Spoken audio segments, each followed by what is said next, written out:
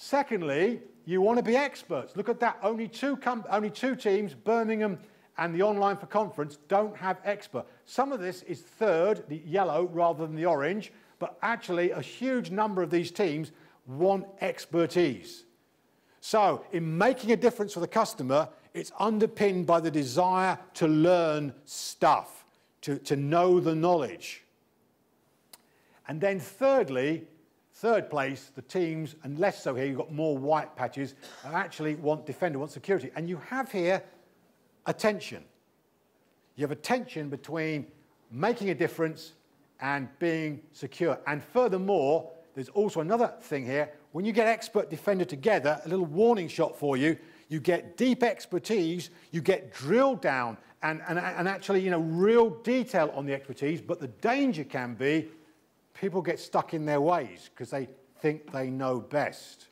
So a really interesting issue here is actually how innovative. We've got my friend Steve Wright, who loves change, but that is not the dominant thing of the teams overall. So that's a little interesting thing to watch out for. And then at the other end, we have, look at this. What a bunch of unfriendly gizzes you people are. I mean, I can barely step into the room. Now, let's be clear about this. One of the tables says, you know, friends Lois, I thought I was a friend person. And I says, but you are a lovely person. You have got friends. You've got all the skills. You've been on a Dale Carnegie course. You can listen effectively. But you don't come to work to make deep social relationships. And what we've got here is exactly that. In actual fact, we want to be friends with people because actually selling, it's better to be friends with people when you sell than not. To be friendly, open, accessible, to have those Dale Carnegie skills, good idea. But that's not why you're working. And in fact, for most of the teams, this is the lowest thing. But look at, what is the most astonishing thing about that? What is the most astonishing thing about this 13 or 14 teams here at Motorpoint? What fact jumps out at me? You'll get used to it when you see a few of these. The director is that's second most, yeah, but look at that. So we've got 1, 2, 3 teams. The online conferencing team, bizarrely, wants control. The A4C managers, actually their lowest motivator, look at that. So they don't want to manage. But there's something more striking than that. I'd love to give you a book, I've run out. Give a round of applause to that guy. There, in fact, no team here has got builder in the top 3. That staggers me. And do you know what? You know, so many people here would say, I'm in it for the money, I'm doing it for the money. You're not. You're not doing it for the money. But actually, here's the interesting thing. Because when you say, what's the purpose of a company? Most people say to make a profit. It's not the central purpose. The central purpose of a company is to attract and retain a customer. And if we can do enough of that, the byproduct will be we make a big profit. And I think that's exactly what here at Motorpoint you're doing. You're actually focusing on the customer, focusing on the quality experience, and then the profit follows from that. It's really interesting that it's such a sales-orientated company, none of the teams are really that motivated by it. Now, we need to add a rider. Of course, everybody wants a living wage. And of course, at the bottom end with some of your staff, we talked about the minimum wage this morning, going up to $7.50 an hour, etc. Clearly, surviving is very, very important. So what Mark said about letting people at the bottom end know that the company is doing all it can to promote their life chances, to go to any kind of area with training, to actually increase their basic rate above 30% over a 3-year period, all of that is absolutely central. Because when you're in a need situation, it's going to overrule. If you're actually struggling to survive, then what you want is incidental. Everyone in this room is not struggling to survive. You all are doing what you want. That's why these motivators are so powerful.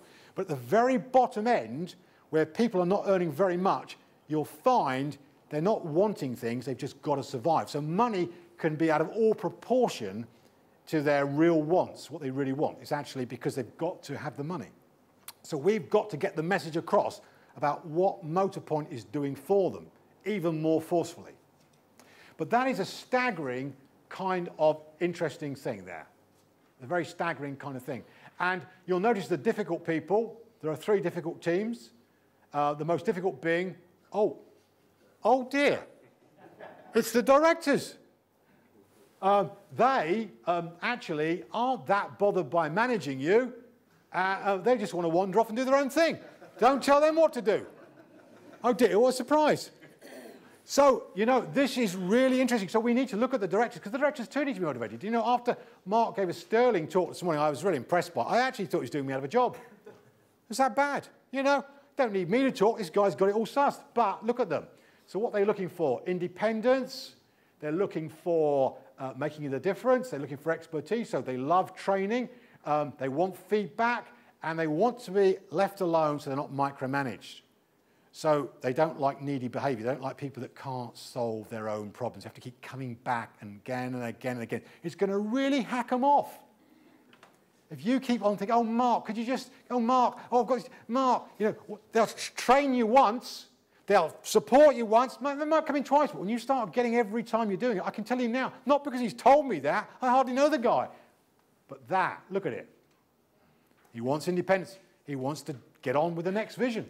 In fact, the number one thing for this team, the director team, is vision, because that's what spirits love. So if we now move to the functions team, we see something very, very similar. The scores are largely the same because, of course, it's basically the same people, but cut a different way. There are one or two extra people that have come in.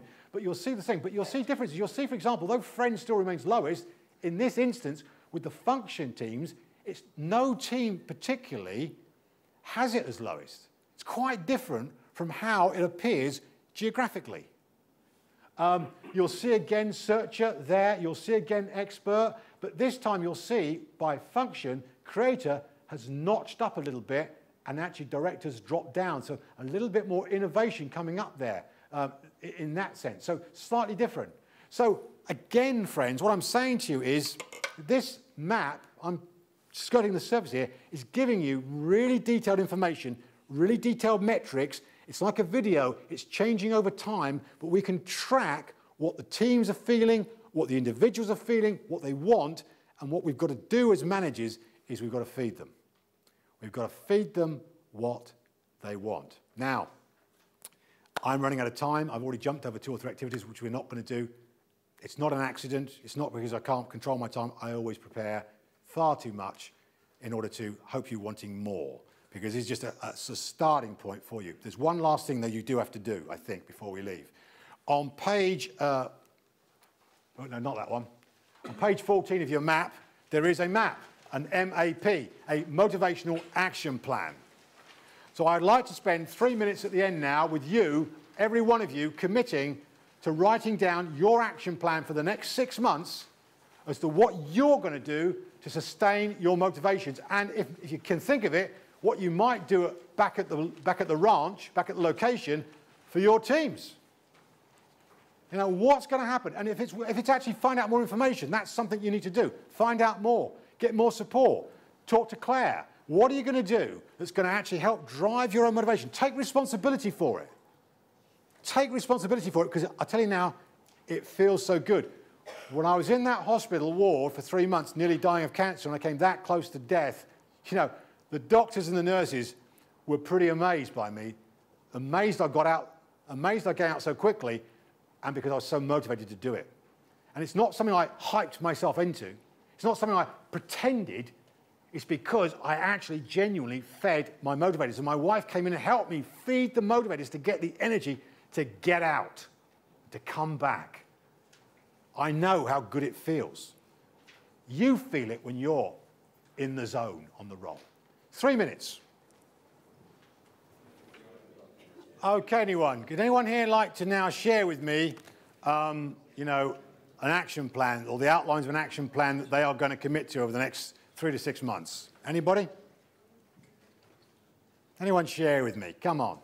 You can do it. You can trust me. I'm a good guy. Share with me something. Just one idea even. Just one idea from your action plan. It's you, isn't it? It's you. I think it's you. I think you want to share with me. I can feel it. What's your name, sir? My name's David. David. Yeah. I'm quite sure I get my motivation on these to You want to improve your score. Okay, what specific thing might you do based on what you know so far? Just to ensure I actually get what motivates me. It's from Brighton. It's from Brighton.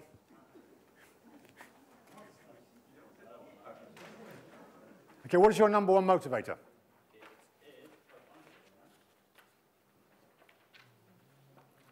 It is defender. Oh, right. What's your number two? Okay, so you've actually got, I mean, I sense your hesitancy because you have got a pretty big internal conflict as well as being a very cautious profile.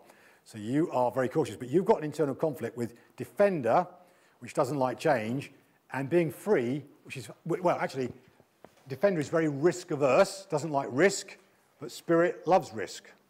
So you've got a kind of conflict between, you know, wanting to take a chance and not wanting to take a chance. So you are going to have to process this when you leave this room. You are not going to make an instant decision now. You are not a gut reaction kind of person with that profile. You need to think, is this credible? You know, how does this work? How does it, you know, so you're going to need to be certain before you go forward. So I want you, David, to do that. Okay? But I want you to be aware there's a part of you that wants to take a risk. It's the spirit. So I want you to actually build on that. Have a look at your spirit motivator 3 reward strategies and ask yourself, which of those 3 could work for me? Could you do that? Yep. Is that an agreement? Okay, excellent. Somebody else? Is that your hand up? Would you like to share with us? Well, out of the 3, my weakest was defender. Defender. So I would think I'll look at actually creating 1 and 5 and 10-year plans for myself because it's something I've never ever done. Yes. Making plans for yourself is exactly what defenders love to do because it increases their sense of security, and you've never done it before, but planning is so important, and so is communicating. So if you've got your defender and you've got defenders in your team, communicate, communicate, communicate. Do it in triplicate. You know, say it, write it down, have it on a screen. You know, the more you do it for a defender, the more reassured they feel that things are okay. So absolutely spot on. Yes, if I had a book, I'd give you one. But I've run out. One last person.